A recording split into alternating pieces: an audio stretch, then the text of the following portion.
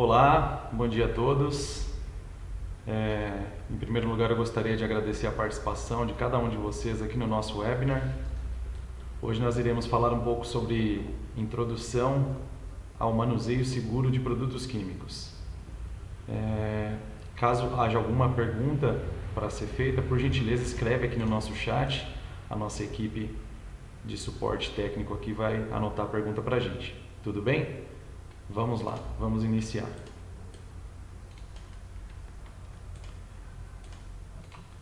Eu sou o Diogo Domingues, sou líder da área de segurança e saúde ocupacional aqui da Intertox. O objetivo desse nosso webinar de hoje é introduzir conceitos básicos de manuseio seguro de produtos químicos. É importante ressaltar que é uma introdução aos conceitos de manuseio seguro de produtos químicos. A Intertox, há alguns anos, desenvolveu um curso de manuseio seguro de produtos químicos, cuja carga horária é de 8 horas. Então, esse nosso webinar de hoje é só uma introdução básica sobre esses conceitos, tá ok?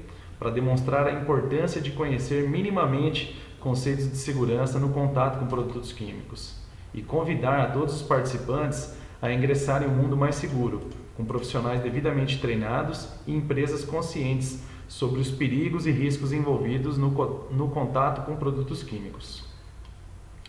O conteúdo programático desse webinar prevê uma introdução. Nós falaremos um pouco sobre o conceito de segurança química, nós falaremos um pouquinho sobre o conceito de perigo e risco, noções básicas de classificação de perigos, noções básicas de armazenamento e noções básicas de manuseio seguro. Tudo bem? Só para que a gente possa apresentar melhor a empresa para os participantes que estão conosco pela primeira vez, sabemos que existem muitos clientes que já estão conosco aí numa longa jornada, mas também existem pessoas novas. Então, eu vou fazer uma breve apresentação institucional. A Intertox é uma consultoria especializada na gestão do risco químico, toxicológico e ambiental. A empresa atua no mercado há mais de 20 anos. Os principais serviços realizados pela Intertox abrangem o diagnóstico, planos de ação e implementação de medidas de controle de risco, todas focadas na produção, manuseio, armazenagem, transporte ou descarte de produtos químicos, ou seja, por todo o ciclo de vida do produto químico na empresa. A Intertox conta com uma equipe técnica multidisciplinar e é composta por aproximadamente 50 profissionais extremamente capacitados. Então, o nosso time é muito multidisciplinar, nós temos inúmeras distintas formações, tá? Além disso, a Intertox é uma empresa certificada ISO 9001. É raro consultoria que tenha esse tipo de certificação. Para nós, qualidade é um valor indiscutível. Essa aqui é a cara do nosso portal. Eu convido vocês a acessarem o nosso portal, conhecer um pouco mais sobre a história da empresa, sobre o nosso portfólio, as áreas técnicas, as quais estão aí na linha inferior: avaliação e comunicação de perigos, assuntos regulatórios, segurança e saúde ocupacional, soluções para meio ambiente, tecnologia e inovação e treinamentos. Além disso, na página editorial, nós temos publicações constantes aí de atualizações de normas, regulamentos, enfim. Faço esse convite aí a todos os participantes. Muito bem, vamos iniciar o nosso tema. Para que a gente fale sobre manuseio seguro de produtos químicos, é muito importante compreender que todo esse conceito que envolve o manuseio está ligado à segurança química, né? Então, o que é a segurança química? A segurança química, ela é uma teia que envolve inúmeros tipos de conhecimento e áreas de atuação distintas, né? A fim de transformar o ambiente de trabalho com manuseio de produtos químicos um local seguro, apropriado para o trabalho em si, né? Então, dentro do conceito de segurança química, a gente tem aí o manuseio seguro, a percepção de riscos nas operações, a identificação de perigo dos produtos químicos, a legislação que envolve, né, toda essa parte de produto químico, o armazenamento correto e a disposição de proteções coletivas e individuais para trabalhadores. Tudo bem?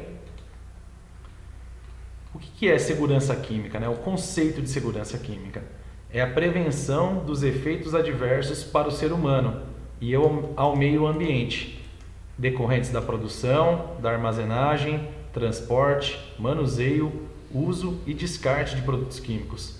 Como eu mencionei agora há pouco, né, trata todo o ciclo de vida do produto químico. O que é o ciclo de vida do produto químico?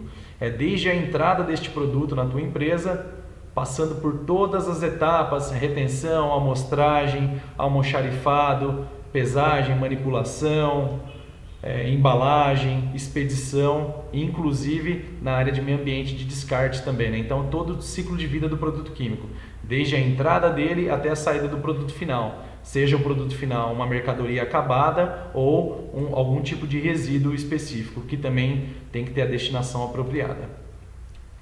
Só a título de informação, né, para todos os participantes, atualmente existem aproximadamente 142 milhões de substâncias químicas. Dessas 142 milhões, apenas 100 mil delas são de uso difundido. Por que essa quantidade tão grande de produtos químicos, né? Todos os dias, a todos os momentos, surgem novas misturas, né? Então você já pega um produto que não era um produto in natura, já era uma mistura e mistura novamente com outro produto, você transforma num produto novo, tá certo? Somente algumas centenas de substâncias químicas foram avaliadas plenamente quanto aos seus perigos. Essa é uma informação de extrema importância. Eu deixei o link à disposição para que vocês possam consultar aí no site do cas.org, né?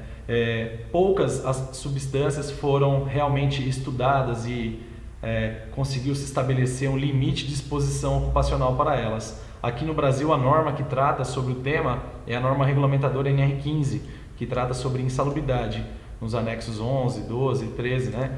Então nós temos lá, por exemplo, no anexo 11 da NR15, nós temos apenas 150 substâncias catalogadas, né? Então existem outras agências mundo afora aí que estipulam limites de exposição ocupacional também, assim como a CGIH, a NIOSH, enfim. Vamos falar um pouquinho sobre acidentes envolvendo produtos químicos, né? Em sua grande maioria são acidentes ampliados. O que são acidentes ampliados, né? Acidentes ampliados são aqueles eventos inesperados de grande magnitude.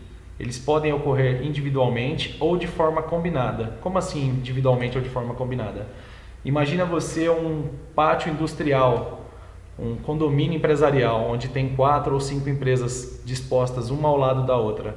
Quando ocorre o acidente em uma das empresas, digamos que seja um incêndio envolvendo algum tipo de líquido inflamável, como por exemplo o óleo diesel do gerador de eletricidade. Caso esse princípio de incêndio não seja sanado imediatamente, ele pode se tornar um grande incêndio e pode não ficar restrito, inclusive, àquela indústria, né? Pode passar para a empresa vizinha, tá? Então isso é o que a gente quer dizer de forma combinada, tudo bem?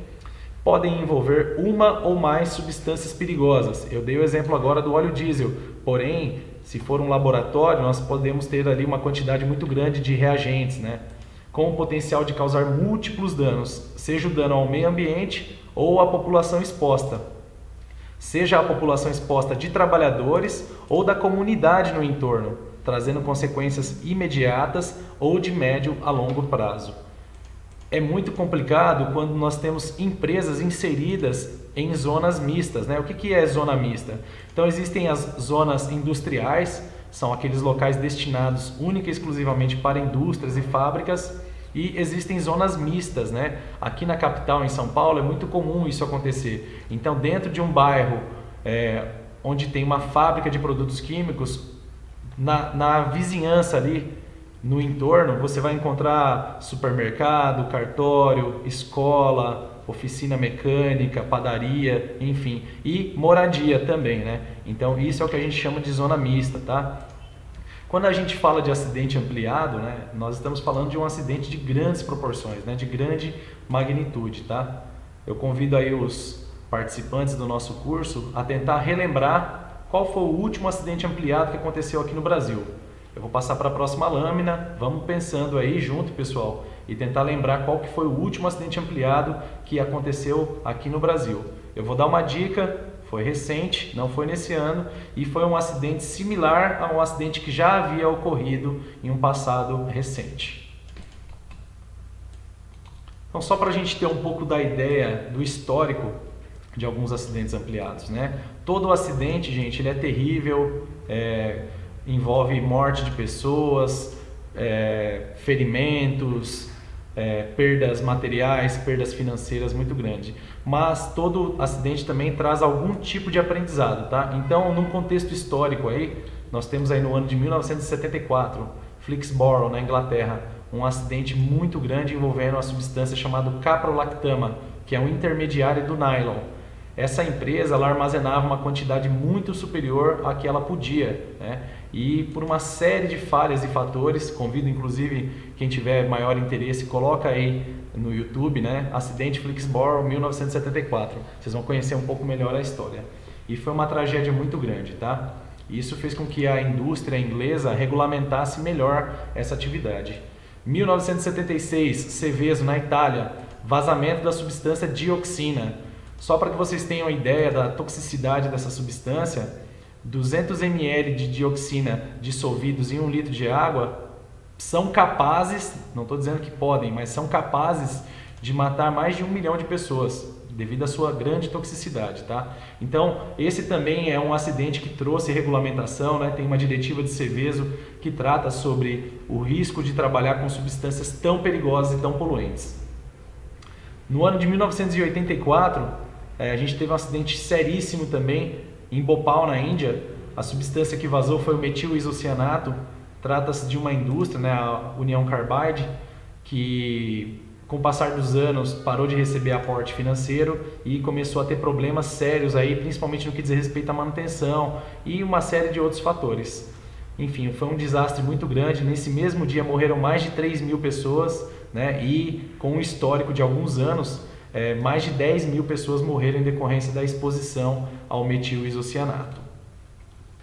Ainda no ano de 1984, aqui no Brasil, Vila Socó, Cubatão, um vazamento de um gasoduto gerou aí um acidente muito grande, né? Uma explosão, um incêndio próximo às casas de palafita. Para quem não sabe, palafita são aquelas casas que são construídas em áreas alagadas, né? Como Manguezal, por exemplo. Então, como gasolina e água são immiscíveis, não se misturam, a gasolina formou uma lâmina sob a água ali e um provável curto-circuito em alguma das instalações elétricas e incendiou aí todo o local. No ano de 1986, um acidente terrível em Chernobyl, na Ucrânia, né? A explosão de um dos reatores emanou uma quantidade gigantesca de radiação para a atmosfera. Não sei se alguém aqui, algum dos participantes já assistiu, mas existe uma série muito boa, convido a todos a assistirem. A série se chama Chernobyl, ela estava passando recentemente na HBO. Acredito que vocês consigam encontrar aí em alguns canais de streaming.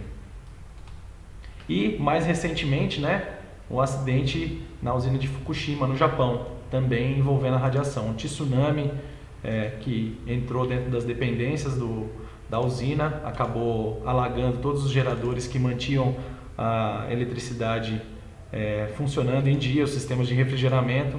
Enfim, o reator acabou superaquecendo e gerou esse incêndio terrível, né?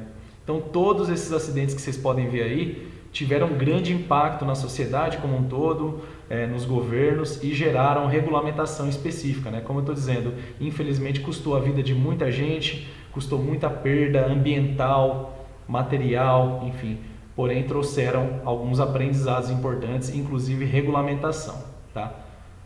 Se alguém lembrou aí, o acidente que eu estava falando no slide passado é o acidente de Brumadinho, né? Foi um acidente ampliado aí também, que aconteceu no início do ano passado. Lembrando que num passado recente também nós tivemos um acidente similar, o de Mariana, tá certo? Então esse é o conceito de acidente ampliado. Em se tratando de produtos químicos, né, a gente tem uma série de informações relacionadas a acidentes do trabalho envolvendo produtos químicos. Então, no 20º Congresso de Saúde e Segurança no Trabalho, que ocorreu no ano de 2014 em Frankfurt, na Alemanha, a Organização Internacional do Trabalho, a OIT, gerou um relatório que trouxe uma informação muito importante, né? Essa informação diz o seguinte: cerca de 2 milhões de pessoas morrem anualmente, todo mundo vítimas de acidentes e doenças relacionadas ao trabalho. Dessas 2 milhões, né, nesse contexto, são apurados que cerca de 900 mil mortes, ou seja, quase 50%, são por exposição a substâncias perigosas no local de trabalho. É importante ressaltar, pessoal, que nós não estamos falando de mortes imediatas, tá? Contato imediato, a pessoa morreu. Não. Muitas dessas pessoas que morreram foram vitimadas por exposição de médio a longo prazo, tá? Como, vou dar um exemplo aqui, inalação de poeira na mineração. Então a pessoa passou anos tendo essa exposição até que no futuro ela acaba desenvolvendo algum tipo de adoecimento e morre por conta disso, tá? E aí, como diz aquela máxima, né? Nada é tão ruim que não possa piorar. No ano de 2019 foi gerado um novo relatório e esse relatório trazia uma atualização que diz que no ano de 2017 2.780.000 mortes ocorreram nas mesmas circunstâncias. Ou seja, nós tivemos uma piora no quadro. Inclusive o número de 2014 foi atualizado de 2 milhões para 2.300.000 mortes, tá certo? Essas informações podem ser consultadas no link aí abaixo, tá? Muito bem, vamos falar um pouquinho agora sobre a diferença, né? Distinção de perigo para risco, tá? São situações totalmente distintas. Perigo, o que é o perigo? O perigo é o conjunto de propriedades inerentes a um agente, seja ele químico, físico ou biológico, capaz de causar efeitos adversos à saúde ou ao meio ambiente, dependendo do grau de exposição. O risco, por sua vez, é a probabilidade da ocorrência de danos à saúde e ao meio ambiente. O risco está atrelado à frequência, à intensidade e ao tempo de exposição. Então a gente tem aí que risco é igual ao perigo versus exposição. Muito bem, vamos fazer aqui uma analogia. Tubarão é vegano, pessoal? Não, né? Tubarão é carnívoro, certo? Então o alimento dele é carne. Qual que é o perigo do tubarão para o ser humano, né? Qual que é a propriedade intrínseca dele que é inerente a ele? Ele é um carnívoro, certo? Então esse para nós é um perigo. Qual que é o risco então nesse caso? É colocar-se no ambiente onde esse animal frequenta, né? Ou seja, nadar no oceano ali na costa da África do Sul, perto de Cape Town, pode ser muito arriscado, né? Por quê? Porque esse é o ambiente daquele indivíduo, daquele animal, tá? Então imagine vocês que esse tubarão aí é um recipiente com algum tipo de material inflamável, um reagente inflamável numa bancada de laboratório, acetaldeído. E o risco é o operador, a pessoa que vai fazer a manipulação, seja ela fracionamento, pipetagem, enfim, não ter a instrução adequada para fazer esse procedimento, não conhecer as características, né, os perigos daquele produto e tomar alguma atitude impensada, tá certo? Então essa é a analogia que eu convido a vocês a fazer. O risco, ele está diretamente ligado, né, à exposição ao perigo, tá? Então a gente tem ali, né, ó, o risco é igual ao perigo. O perigo é o quê? A característica intrínseca daquele produto químico, é inerente a ele, não tem como modificar, tá? Imagine vocês esse mesmo recipiente contendo acetaldeído, né? Se eu coloco ali 10 ml de acetaldeído e 1 litro de água, o acetaldeído deixou de ser inflamável? Não, ele não deixou de ser inflamável. A mistura formada entre água e o acetaldeído pode ser que não seja mais inflamável. Porém, se eu fizer algum processo químico e eu conseguir segregar essas substâncias novamente, a água do acetaldeído, as características dele permanecem a mesma, tá certo? Então é uma coisa que não tem como mexer, é o perigo. O risco, né, é a exposição a esse perigo. Então, como eu falei, ela está ligada à frequência, né? Quantas vezes por dia, por hora, por mês, por semana eu faço essa atividade. Qual que é a intensidade? A intensidade também varia, né? Intensidade pode ser quando eu falo de substância pura ou mistura, né, uma diluição, por exemplo, ou o tipo de contato que eu vou ter, se é um contato de superfície, de fisga ou de imersão, tá certo? E o tempo de duração dessa atividade. Então o risco está ligado a tudo isso. O manuseio seguro, ele compreende o entendimento sobre o perigo, a leitura do perigo, para que a gente possa fazer um mapeamento completo do risco e controlar a exposição, tá certo? Avaliação e classificação de riscos. Como percebemos o risco?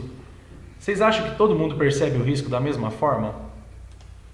Não, né? Percepção de risco é uma característica muito peculiar, muito individual. Ela depende de uma série de questões. Fatores culturais, sociais, o local onde você vive. Tudo isso mexe na nossa percepção de risco. Até mesmo no dia, se a gente tem algum tipo de oscilação de humor, por exemplo, se em algum momento você está um pouco mais alegre, um pouco mais chateado, tudo isso modifica muito a sua percepção de risco, tá? Então é por isso que nós temos que ter treinamento apropriado, né? Conhecer todas as características que envolvem o manuseio do produto químico para a gente gerenciar as emoções, né? E não deixar com que essas emoções atrapalhem na nossa percepção de riscos. Vejamos aí nas duas imagens, né? Questão de percepção de risco. Na imagem do lado direito, nós vemos aí um cidadão fazendo a lavagem de uma peça com algum tipo de reagente possivelmente inflamável. E ele está com um cigarro, né, em posse dele. E o colega ao lado está hiper furioso, porque ele sabe que isso é um risco inaceitável, né? E na imagem do lado esquerdo, nós temos aí uma pessoa com uma dificuldade para compreender exatamente o perigo daqueles produtos químicos. Tudo bem que nessa imagem, né, os próprios produtos químicos, a rotulagem, por não ter um padrão específico, né, ela dificulta bastante a vida desse operador. Então, primeiro, quando a gente fala em segurança e saúde ocupacional, o primeiro conceito que tem que vir na nossa mente é a prevenção. Prevenção de acidentes, prevenção de doenças ocupacionais, né? E prevenção de qualquer tipo de incidente não desejado, tá? Isso é manuseio seguro. Então, a primeira etapa é a identificação dos perigos, depois a gente passa pela capacitação dos trabalhadores e aí trabalha o controle da exposição dos riscos, através do quê? De medidas administrativas, como por exemplo a elaboração de um POP, né, de um procedimento operacional padrão, de disposição de proteção coletiva, proteção individual, enfim. Como que nós podemos conhecer os perigos dos produtos químicos? Existe uma fórmula? Sim, existe, né? Aqui no Brasil, eu não vou falar de todos os sistemas, tá? Não cabe a este treinamento especificamente, né? Quem quiser conhecer um pouco mais, eu convido a participar do nosso curso de manuseio seguro de produtos químicos. É um curso que tem uma carga horária de 8 horas. A próxima turma, né, a 10ª edição do curso, vai acontecer no dia 23 de setembro desse ano. Como eu estava dizendo, existe aqui no Brasil uma norma, a NBR 14725, que trata, né, que dispõe sobre o GHS, que é o Sistema Globalmente Harmonizado para trabalhar, né, a comunicação de perigo dos produtos químicos. O que é o GHS? O GHS é uma abordagem sistematizada e de fácil compreensão para a classificação de perigo dos produtos químicos e para a comunicação através de rótulo e ficha de segurança, tá? Então o GHS ele estabelece alguns mecanismos para comunicar de forma fácil, né, e simples de se compreender os perigos dos produtos químicos, tá certo? O objetivo principal do GHS, né, é trazer a informação de uma forma simples e clara, tá, para trabalhadores de modo geral. Esse aqui é um dos elementos do GHS para mostrar para vocês como que a harmonização, né, da comunicação facilita muito a vida, né? Então você imagina aí para quem trabalha em sistemas alfandegários, para receber produto químico. O mundo é globalizado, né? Então a gente compra e vende para o mundo inteiro, de todos os blocos aí, Estados Unidos, Canadá, Ásia, África, Oceania, enfim, Europa, todos usam uma harmonização para comunicar os perigos dos produtos químicos. A FISP, que é a Ficha de Informações de Segurança do Produto Químico, né? É um documento que é normalizado aqui no Brasil, né? Através da NBR 14725. A FISP, ela tem 16 campos, tá? É como se fosse a certidão de nascimento de um produto químico. Todas as informações relacionadas a esse produto químico estarão dispostas nesse documento, tá? Então a gente pode ver ali no campo 2, por exemplo, a identificação dos perigos deste produto, né? No campo 7, o manuseio e o armazenamento, como deve ser feito. Enfim, nós temos ali no campo 9, propriedades físicas e químicas, uma série de informações relacionadas ao produto químico, tá? Aqui a gente tem também um outro elemento de comunicação, né? O rótulo do produto químico, né? Nesse caso aí a gente tem uma substância, o hidróxido de sódio. Então existem aí alguns elementos nesse rótulo. Tudo isso, tá, gente? Eu volto a ressaltar a importância de que a gente tenha esse entendimento. Existe um curso aqui na Intertox, o curso de FISP, que é um curso muito robusto, tem uma carga horária de 16 horas, são 2 dias de grande aprendizagem, né? Para aprender a fazer a classificação, elencar todos os elementos relacionados a perigo de produtos químicos, tá? Eu só estou demonstrando aqui de forma bem simplória quais são os elementos, né? Então nesse rótulo aí nós temos os pictogramas, nós temos a palavra perigo que chama a atenção aí deste produto químico especificamente, as frases de perigo, as frases de precaução, enfim, todos os elementos são requeridos por norma. Exposição a produtos químicos. Muito bem, nós temos duas imagens aí distintas, né? De uma criança que não tem percepção nenhuma sobre perigo e risco e de um trabalhador que de certa forma até tem um entendimento, porém muitas vezes por algumas falhas aí operacionais, né? Acabam se expondo indevidamente a produtos químicos. Nós estamos vivendo uma fase aí de transição, né? De mudança geral no mundo como um todo, devido ao Covid-19, né, ao coronavírus. O corona está trazendo muitos aprendizados para muita gente, né? O controle de risco em inúmeras situações, seja ele através de uso de uma máscara, de saneantes para limpeza de residência ou de objetos, do álcool em gel, enfim, esse é um aprendizado que vai ficar para sempre para a gente aí gravado nas nossas memórias, né? Principais vias de exposição de produtos químicos no nosso organismo, tá? O que é exposição? A exposição é o contato entre agentes químicos e biológicos com o organismo. Então, quais são as principais, né? Através da respiração, a via inalatória, através da ingestão na via oral e através do contato ou absorção pela via dérmica, né? Também chamada de via cutânea. Muito bem. Falamos agora um pouco sobre armazenamento seguro, né? O armazenamento. O que é o armazenamento seguro, né? Então, aqui a gente tem algumas imagens de armários preparados especificamente para receber alguns tipos de produto químico, né? Esses armários eles têm uma preparação, existem normas que regem a confecção, né? Os meios construtivos, inclusive as cores, né? Vocês podem me perguntar aí, poxa Diogo, mas eu estou vendo aí o símbolo o pictograma de inflamabilidade no armário azul, no branco, no vermelho, no amarelo, enfim. Essas cores são normalizadas, né? Quem quiser compreender um pouquinho mais, convido a fazer o nosso curso de manuseio seguro de produtos químicos. Nós falamos sobre as normas que tratam, né, as cores nesse caso. Para fazer um armazenamento correto, nós temos que considerar, entre outras coisas, né, entre questões normativas, por exemplo, a gente tem aí a apreciação das normas regulamentadoras NR10, NR11, NR8, nós temos aí a NR26 que trata sobre sinalização de segurança, NBR 14725, como eu já falei, que dispõe sobre o GHS, enfim. Além disso tudo, nós temos que considerar o quê? O tipo de produto, né? É um produto classificado como perigoso ou classificado como não perigoso? Qual que é o estado físico desse produto? É uma matriz sólida? É um líquido? É um gás? Que cada um desses, né, são armazenados em embalagens e recipientes distintos, né? Um sólido pode ser em um big bag, por exemplo, um líquido em um recipiente, uma embalagem de vidro, ou embalagem metálica, ou embalagem de plástico, enfim. E gás, via de regra, em algum tipo de cilindro, né? Quais são as propriedades químicas destes produtos, né? Então a gente tem que compreender a incompatibilidade. Onde que eu vou encontrar essa informação, Diogo, da incompatibilidade? A gente acabou de falar sobre isso, né? Na FISPIC. Todas essas informações, como estado físico, incompatibilidade, classificação de perigo ou não, tudo isso está dentro da FISPIC, tá? E aí a gente também leva em consideração metodologias de trabalho, né, como o Lean Manufacturing, Kaizen, 5S, 6 Sigma, PDCA, todas essas metodologias aí para dimensionar os locais, né, especificamente no layout da tua empresa, onde eles devem ficar, principalmente pelo uso, né? Qual eu uso mais, qual eu uso menos, enfim. E a disposição final, né? O descarte do resíduo que sobrou da minha operação, tá certo?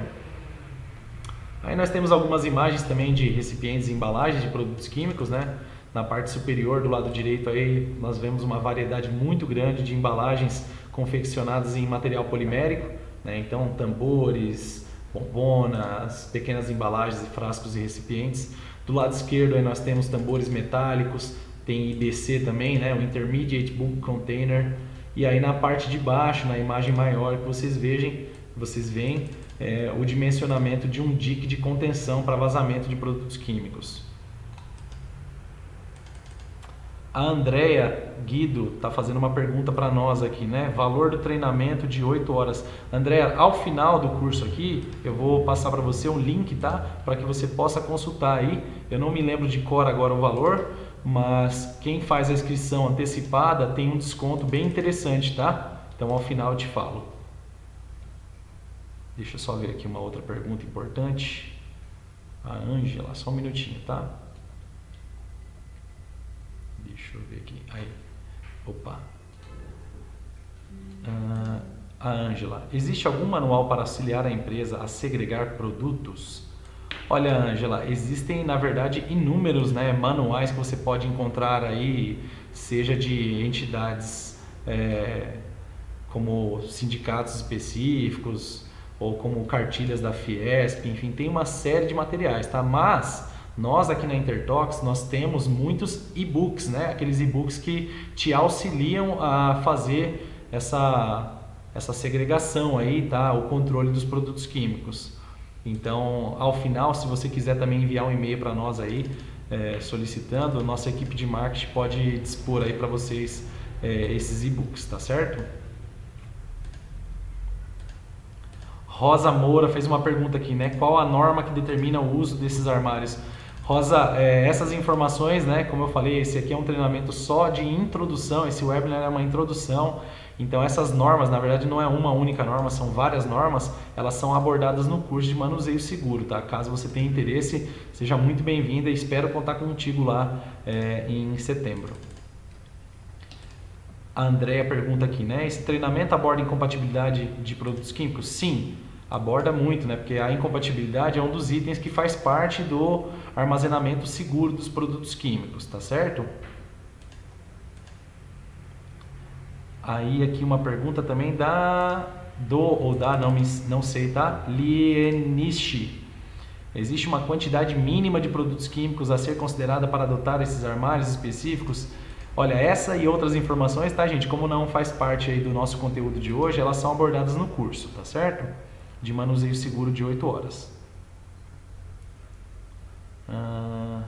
Bom, deixa eu dar continuidade aqui, daqui a pouco eu respondo as demais perguntas, tá? Estão chegando aí bastante perguntas e eu já respondo as demais. Em relação a manuseio seguro de produtos químicos, né? Vamos lá, vamos falar um pouquinho sobre o manuseio seguro. Objetivos do manuseio seguro de produtos químicos. Primeiro, identificar, analisar e controlar os efeitos adversos dos produtos químicos sobre os organismos vivos. Então a gente tem aí um agente tóxico, né, ou possivelmente tóxico. Nós temos um organismo vivo, que não necessariamente é um ser humano, né? Pode ser uma planta, um organismo aquático, enfim. E aí a gente tem essa interação entre o agente tóxico e o organismo vivo, que pode gerar um efeito nocivo, tá certo? Então, recapitulando o que eu já disse aqui há pouco, né? O manuseio seguro de produtos químicos, ele tem 3 passos básicos, tá? Primeiro deles, e mais importante de todos, identificação de perigo, né? Como faço a identificação de perigo, Diogo? Vou ressaltar novamente, nós temos a FISP para fazer a apreciação dos perigos, né? E nós temos os elementos de comunicação que são estabelecidos pelo GHS, como pictograma, rótulo, enfim, tudo isso nos auxilia, né, a identificar perigos dos produtos químicos.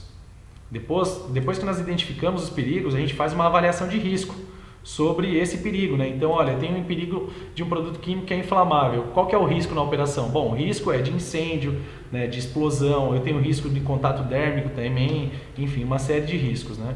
E aí a gente faz o controle da exposição, tá certo? Então, primeiro a gente identifica o perigo, depois a gente avalia o risco e por último a gente controla a exposição. Na parte de identificação de perigo, né, a gente vai ver o quê? Se o produto é inflamável, se ele é explosivo, se ele é passível de formar atmosfera explosiva, se ele é tóxico, qual tipo de toxicidade que ele tem, por exemplo, é corrosivo, pode ser carcinogênico, né? Antigamente se chamava teratogênico, aqueles produtos que eram tóxicos ao meio reprodutor, né? Enfim, causa algum tipo de dano ao meio ambiente. Então, tudo isso a gente vai verificar na identificação do perigo.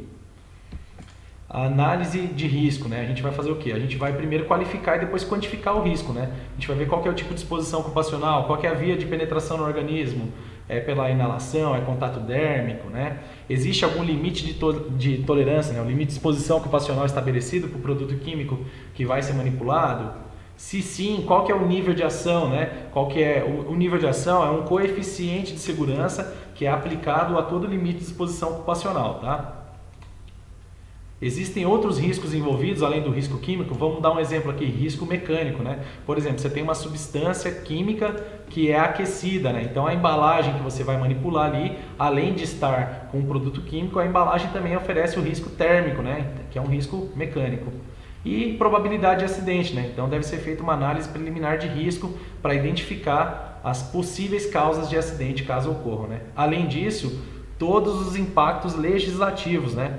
Então a gente tem que lembrar também, quando a gente fala de produto químico, tem uma série de normas, né, nas esferas federais, estaduais, municipal e inclusive regulamentação internacional, né? Então tudo isso tem que ser avaliado, além do risco da marca também, né? Quando a gente tem um produto químico, um vazamento de produto químico, a empresa que deixa acontecer esse vazamento de produto químico, ela acaba entrando aí num rol, né, de conhecimento. A gente sabe, por exemplo, a empresa que sofreu o acidente lá de Brumadinho, né? Quando você fala disso, todo mundo já lembra o nome da empresa. Então tem tudo isso.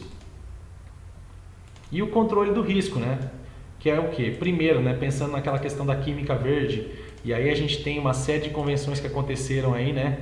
Se não me falha a memória, de Basileia ou de Roterdã, agora não me lembro, que trata sobre a química verde, né? Tentar eliminar ou substituir a substância por uma substância menos perigosa ou menos danosa. Aplicar medidas de engenharia, né, no controle dos riscos, sistemas de exaustão, filtros eficientes, enfim, medidas administrativas, que é o que a gente está vendo hoje aí com o Covid, por exemplo, né? Que medida administrativa que as empresas estão adotando? Home office, rotatividade de profissionais, diminuição, né? Rotatividade eu digo no ambiente de trabalho, tá? Hora um tá, hora outro está, diminuição na jornada de trabalho, enfim, tudo isso, né? Políticas, né, de procedimentos mesmo, POP, a adoção de EPI, né, no profissional especificamente, sinalização das áreas, tudo isso, tá, gente? Quando a gente fala de proteção individual, né, a gente tem que lembrar que tem vários tipos de EPI, né? Então a gente tem proteção para olhos e face, corpo e pele, mão, membros superiores, né, de modo geral, proteção respiratória e proteção para os pés e membros inferiores, né? Não vou ficar entrando no mérito aqui de cada um dos EPIs. No curso de manuseio de 8 horas a gente tem uma série de informações relacionadas ao dimensionamento mesmo do EPI, né? E aí proteções coletivas, né? Tais como a gente está vendo aí, sinalização de segurança, chuveiro, lava-óleos, as cores são aplicadas aí conforme a NBR 7195, outros mecanismos aí, né? Ó, sistemas de exaustão, sensores de leitura, dispositivos com proteção X-Proof, né? Que é para proteção contra explosão. E é isso, gente. O nosso tempo é bastante compacto, tá? A gente finaliza por aqui. Agora eu vou abrir aí alguns minutinhos para nós termos algumas perguntas, tá? Só antes da gente começar as perguntas, deixa eu passar aqui para vocês, né? Os cursos que nós temos na Intertox aí no Núcleo de Segurança e Saúde Ocupacional, tá? Lembrando, né? Nós temos uma área de treinamentos aqui na Intertox e a área de Segurança e Saúde Ocupacional. Então nós temos uma série de treinamentos, tá? Em Segurança e Saúde Ocupacional nós temos o curso de Manuseio Seguro de Produtos Químicos. É um curso de 8 horas, uma carga muito robusta, muita informação, né? Nós temos o curso de manuseio seguro de produtos químicos em laboratórios. Esse é mais dedicado para profissionais que atuam na área laboratorial. Nós temos o curso de noções básicas de manuseio seguro de produtos químicos, que é um curso de 2 horas.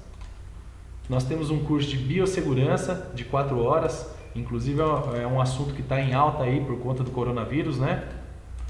Nós temos o curso de NR20 na modalidade básico de 4 horas e iniciação sobre inflamáveis e combustíveis, 3 horas.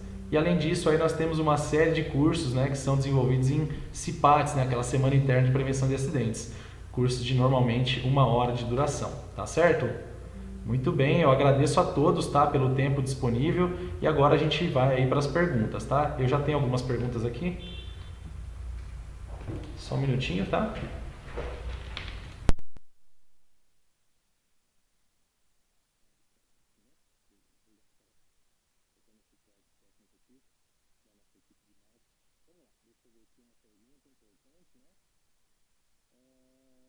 Luciano Lima curso de setembro será presencial?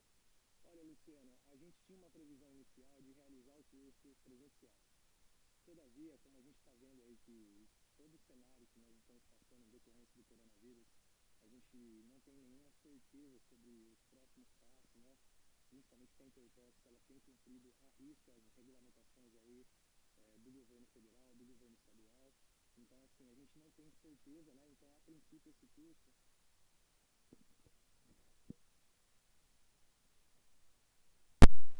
Pode tirar. Não, não pode Só tirar. um pouquinho. Não, aqui, ó. Desculpa, gente, eu tava sem áudio, voltou o áudio aí? Voltou? Só um instante, tá?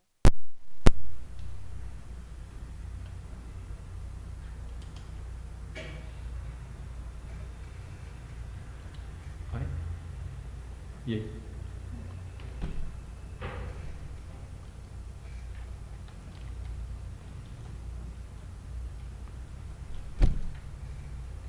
Carol, precisa do áudio aqui. Tá ok, pessoal. A gente teve um problema técnico aí com o áudio. Desculpa, tá? Eu não sei exatamente o que foi que eu disse aí sem o áudio, mas eu vou repetir. Nós temos aqui uma pergunta do Luciano Lima, né? O curso de setembro será presencial? Como eu estava dizendo, Luciano, em decorrência do atual cenário aí do coronavírus, né? A gente não tem muita certeza sobre as coisas, principalmente porque a Intertox está cumprindo à risca as regulamentações aí do governo federal e do governo estadual no que diz respeito ao plano de contingência, né? Para o coronavírus. Então, a princípio, esse curso será online, tá? É muito provável que a gente vai manter aí a configuração online, tudo bem?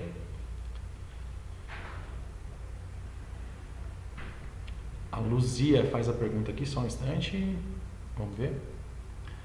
Luzia, pensando em um armazém, qual a distância máxima que devemos manter de produtos incompatíveis? Lembrando que os mesmos estão em racks. Luzia, essa pergunta é uma pergunta muito complexa, né? Não dá para responder assim dessa forma. Para realizar uma apreciação de risco é necessário uma avaliação in loco, em campo mesmo, né? Nós realizamos esse trabalho, né? Particularmente aqui na Intertox nós temos dois times, né, que fazem isso. Um deles é a área de avaliação e comunicação de perigo, que tem especialistas em segregação por incompatibilidade, e eu sou da parte de segurança e saúde ocupacional que faço essa avaliação também, tá? Caso haja interesse, caso você tenha interesse, por gentileza deixe seu contato aqui no final, nós podemos entrar em contato para fazer essa avaliação para você, tá certo? Aí F Nascimento pergunta: algumas vezes as FISPICs não contêm todas as informações para avaliação dos riscos. O que pode ser feito para reduzir os riscos na manipulação? Olha, essa é uma excelente pergunta, né? Essa pergunta, ela baliza a gente a entender o seguinte. Primeiro de tudo, né, como eu disse, a FISPIC, ela é normalizada, né? Então existe uma norma específica para como confeccionar a FISPIC, né? Como compor cada um dos 16 itens que fazem parte dela. Então a apreciação dos perigos e dos riscos, né, as informações têm que estar dispostas lá. Porém a gente sabe que existem algumas FISPICs que não têm todas as informações que nós gostaríamos que tivesse. Então cabe ao time interno, né, seja esse time aí de IHS, XI, HSE, como vocês chamarem, né, a equipe de segurança ocupacional basicamente, junto da equipe de campo, aí quem vai atuar com o produto químico, fazer uma avaliação completa, né, sobre a manipulação desse produto, que tipo de produto que ele é, se é um líquido, se é um sólido, se é inflamável, se não é, quais são as ferramentas que nós vamos usar para manipular esse produto, qual ambiente que ele vai ser manipulado, se é passível de formação de atmosfera explosiva e uma série de outras informações, tá? Vamos lá para uma outra pergunta.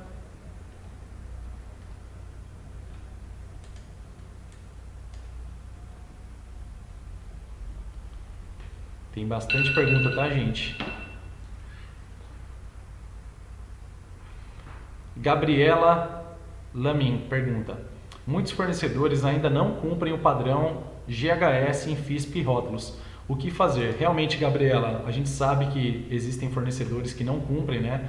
Porém, como nós sabemos que a NBR 14725 é citada, né? Não ela especificamente, mas a NR26 diz que a norma técnica vigente deve ser utilizada para confecção da FISP, então ela passa a ter peso de lei. E aí, nesse caso, o fornecedor tem a obrigação de confeccionar uma FISP em conformidade com as normas, tá? a Intertox, o carro-chefe, né, o produto core da empresa aqui é justamente essa área de confecção do documento, né? Então nós temos aqui o nosso software, o SafetyCam, que é uma ferramenta que foi desenvolvida ao longo de muitos anos de trabalho, justamente para auxiliar as empresas a confeccionar a FISPIC, tá? E aí, gente, está terminando o nosso tempo, deixa eu ver aqui mais uma ou duas perguntas que dê tempo, tá? Maria pergunta, como escolher o melhor sistema de exaustão para um almoxarifado de produtos químicos? Maria, isso é um cálculo, né, que deve ser feito de acordo com a quantidade armazenada, e aí você tem que também compreender qual que é o tipo de produto que você tem armazenado aí, por conta principalmente de volatilidade, né? Então tem produtos que são mais voláteis, outros menos voláteis, né? Qual que é a quantidade de vapor que seria emanada caso ocorresse um vazamento, ou para manter o ambiente em conformidade, tá? Então tem que ser feito um cálculo de engenharia aí para dimensionar adequadamente. Uma coisa importante é saber que se você tem um local passivo de formação de atmosfera explosiva, esses sistemas de proteção, como por exemplo sistemas de exaustão, tem que ter proteção EX, tá? Aquela proteção X-Proof, a prova de explosão. E aí, por fim, última pergunta, tá, gente? Por conta do nosso tempo mesmo.